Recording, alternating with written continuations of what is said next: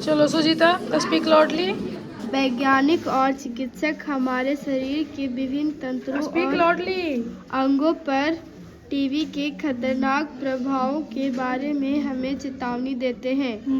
प्रत्येक व्यक्ति प्रतिदिन औसतन 3 से 4 घंटे टीवी देखता है, जिससे हमारी दृष्टि कमजोर होती है।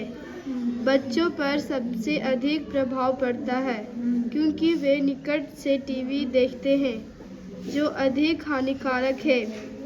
इसके परिणाम स्वरूप सिरदर्द की सामान्य शिकायत भी आती है।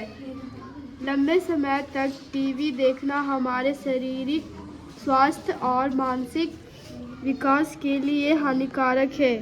नृत्य, संगीत, लड़ाई के विभिन्न कार्यक्रमों की ऊंची आवाज से बहरापन आ सकता है। एक ही मुद्रा में लगातार टीवी देखने से जोड़ों में दर्द, पीठ में दर्द और मांसपेशियों में दर्द भी होता है। टीवी देखते हुए खाना खाने से हमारे पाचन क्रिया ढीली हो जाती है और मोटापा बढ़ जाता है। आतंक और हिंसा के दृश्यों में युवकों में मनोवैज्ञानिक समस्याएं जन्म लेती है। इसमें एक कीवर्ड आया है मुद्रा में बैठकर, एक ही मुद्रा में। तो मुद्रा का मतलब क्या होता है? स्थिर। क्या? स्थिर। क्या गौरव, मुद्रा का मतलब क्या होता है बेटा? एक ही दिशा में देखना, स्थिर। तो बताओ प्रकाश, मुद्रा स्थिति। Very good. क्या होता है? स्थिति, है ना? गुड। चलो आप क्या पढ़ रहे हो? कर लो। Speak loudly. कृतज्ञता ज्ञापन एक महान सद्गुण है जो प्रत्येक मनुष्य में होना चाहिए। यह एक अनुभूति है जिसके द्वारा हम किसी के प्रति धन्यवाद अभिव्यक्त करते हैं। हम अपने रूपों में अपनी कृतज्ञता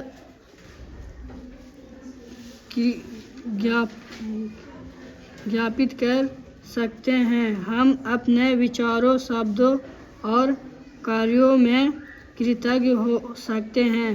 जब हम धन्यवाद कहते हैं। धन्यवाद नहीं पढ़ेंगे बेटा, धन्यवाद तो जगह का नाम हो गया। देखो अधन और यह संयुक्त है ना, तो इसको कैसे प्रोनाउंस करेंगे? कैसे प्रोनाउंस करेंगे? हाँ, वेरी गुड। धन्यवाद कहते हैं, उसका अर्थ होगा हम कृतज्ञ हैं। हमें उन सब के प्रति कृतज्ञ होना चाहिए जो हमारे लिए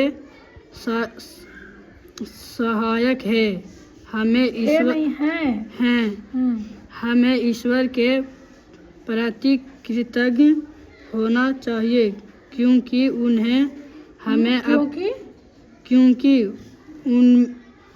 उसने हमें अपने बेटा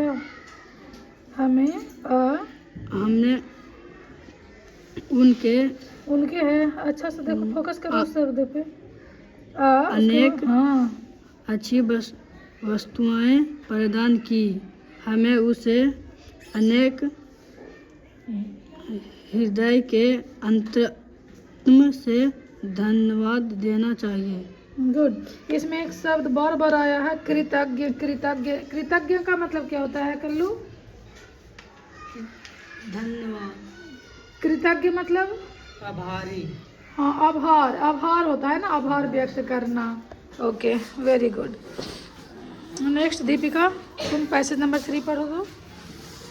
अपने महान पर्यावरणवादी और सामाजिक कार्यकर्ता सुंदरलाल बहुगुणा के बारे में अवश्य सुना होगा। उनका जन्म उत्तराखंड के एक छोटे से गांव में हुआ था। उनका गांव ऊंची पहाड़ियों पर हरे भरे वनों से घिरा हुआ था। वन मूल्यवान वृक्षों से भरे हुए थे। खेल का सामान बनाने वाली अनेक कंपनियों ने सामान बनाने के लिए पेड़ों की कटाई शुरू कर दी। इसका परिणाम यह हुआ कि आसपास के क्षेत्रों में विनाशकारी बाढ़ आने शुरू हो गई। बाढ़ से लोगों को अनेक समस्याओं का सामना करना पड़ा। उन्हें अपने जीवन में वनों का महत्व समझ में आया। Very good question. Sunderlal Bahuguna एक महान थे, क्या थे? पर्यावरणवादी। Very good. उनका गांव घिरा हुआ था हरे भरे वनों से। ओके। वनों की कटाई से परिणाम से है बेटा। वनों की कटाई के परिणाम स्वरूप आने लगी डैश आने लगी। डैश आने लगी क्या आने लगी? विनाशकारी बाढ़। विनाशकारी बाढ़। विनाशकारी मतलब क्या होता है? नष्ट। हाँ, नष्ट कर, हाँ, नष्ट होने जैसा। हाँ। सुंदरलाल बहुगुणा डैश संज्ञा है, कौन सा संज्ञा है? व्यक्तिवाचक। Okay, very good. मूल्यवान डैश का पर्यायवाची है। पर्याय नहीं बेटा, पर्याय पढ़ते हैं इसको। पर्यायवाची है। किसका पर्यायवाची है? अनमोल। मूल्यवान का क्या हो जाएगा? अनमोल। अनमोल। उसका और एक शब्द है अमूल्य। अमूल्य। क्या है? अमूल्य। हाँ, अमूल्य। तो अमूल्य हो गया, अनमोल हो गया, मूल्यवान हो गया, सबका एक ही अर्थ होता है। Very good.